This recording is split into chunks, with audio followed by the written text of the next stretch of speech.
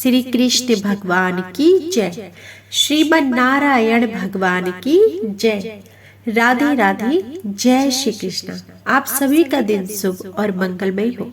आज आप कार्तिक मास महात्म्य में अध्याय 4 सुनेंगे। इससे पहले कि सभी अध्याय चैनल पर अपलोड किए गए हैं। यदि आपने उन्हें नहीं सुना है तो चैनल पर जाकर सुन सकते हैं।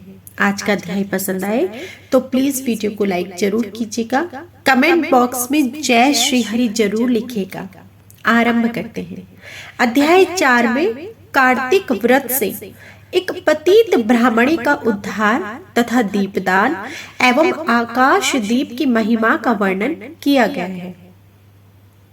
ब्रह्मा जी कहते हैं, स्त्रियों और पुरुषों ने जन्म से लेकर जो पाप किया है वह सब कार्तिक मास में दीपदान से नष्ट हो जाता है।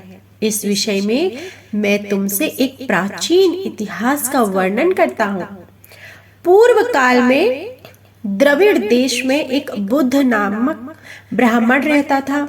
उसकी स्त्री बड़ी दुष्टा और दुराचार परायणा थी। उसकी संसर्ग दोष से पति की आयु क्षीण हो गई और वह मृत्यु को प्राप्त हुआ। पति के मर जाने पर भी वह विशेष रूप से व्यभिचार में लग गई। उसको लोक निंदा से तनिक भी लज्जा नहीं होती थी। उसके ना तो कोई पुत्र था और ना ही कोई भाई था। वह सदा भिक्षा के अन्न का भोजन करती थी। अपने हाथ से बनाए हुए शुद्ध और स्वल्प अन्न को कभी ना खाकर मांगकर लाए हुए बासी अन्न को ही खाती थी। दूसरे के घर रसोई बनाया करती और तीर्थ यात्रा आदि से दूर रहती थी। उसने कभी कथा भी नहीं सुनी थी। एक दिन तीर्थ यात्रा में लगा हुआ कोई विद्वान ब्राह्मण उसके घर पर आया। उसका नाम कुत्स था। उसको व्यभिचार में आसक्त देखकर उस महर्षि श्रेष्ठ कुत्स ने कहा, अरे ओ मूढ़ नारी, तू मेरी बातों को ध्यान देकर सुन। पृथ्वी आदि 5 भूतों से बने हुए और पिब एवं रक्त से भरे हुए इस शरीर को, जो केवल दुख का ही कारण है, तू क्यों पोसती है? अरे यह देह पानी के बुलबुले के समान है। एक दिन इसका नाश होना तो निश्चित है। इस अनित्य शरीर को यदि तू नित्य मानती है तो अपने मन में बैठे हुए इस मोह को विचार पूर्वक त्याग दे। सबसे श्रेष्ठ देवता भगवान विष्णु का चिंतन कर और उन्हीं की लीला कथाओं को आदर पूर्वक सुन। और जब कार्तिक मास आए तब भगवान दामोदर की प्रीति के लिए स्नान दान आदि कर दीप दान दे। भगवान विष्णु की परिक्रमा करके उन्हें प्रणाम कर। यह व्रत विधवा और सौभाग्यवती सभी स्त्रियों के करने योग्य है। यह सब पापों की शांति और समस्त उपद्रवों का नाश करने वाला है। कार्तिक मास में निश्चय ही दीप दान भगवान विष्णु की प्रसन्नता बढ़ाने वाला है। ऐसा कहकर कुत्स ब्राह्मण दूसरे के घर चला गया और वह ब्राह्मणी भी कुत्स की बात सुनकर पश्चाताप करती हुई इस निश्चय पर पहुंची कि मैं कार्तिक मास में अवश्य ही व्रत करूंगी। तत्पश्चात कार्तिक मास आने पर उसने पूरे महीने भर प्रातः सूर्योदय काल में स्नान और दीपदान किया। तदंतर कुछ काल के बाद आयु समाप्त होने पर उसकी मृत्यु हो गई। कार्तिक के व्रत में तत्पर हो दीपदान आदि करने वाला जो इस दीपदान का इतिहास सुनता है वह मोक्ष को प्राप्त होता है। हे नारद, अब आकाश दीप का महात्म्य सुनो।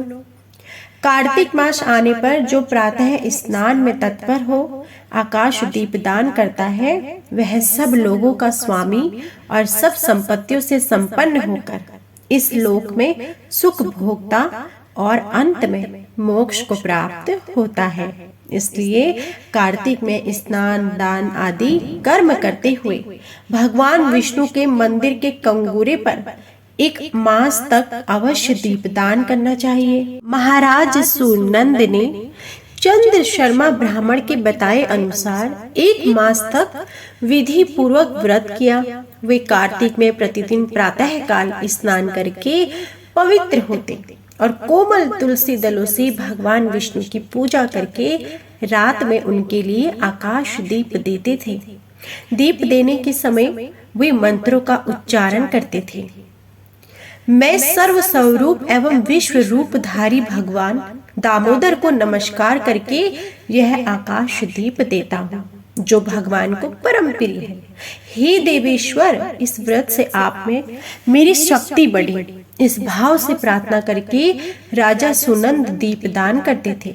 ब्रह्म मुहूर्त में उठकर वे पुनः आकाश दीप देते थे। उनका प्रातः काल स्नान और भगवान विष्णु की पूजा का क्रम नियम पूर्वक चलता रहा। मास की समाप्ति पर उन्होंने व्रत का उद्यापन करके आकाश दीप के नियम को भी समाप्त किया और ब्राह्मणों को भोजन कराकर इस विष्णु व्रत की पूर्ति की।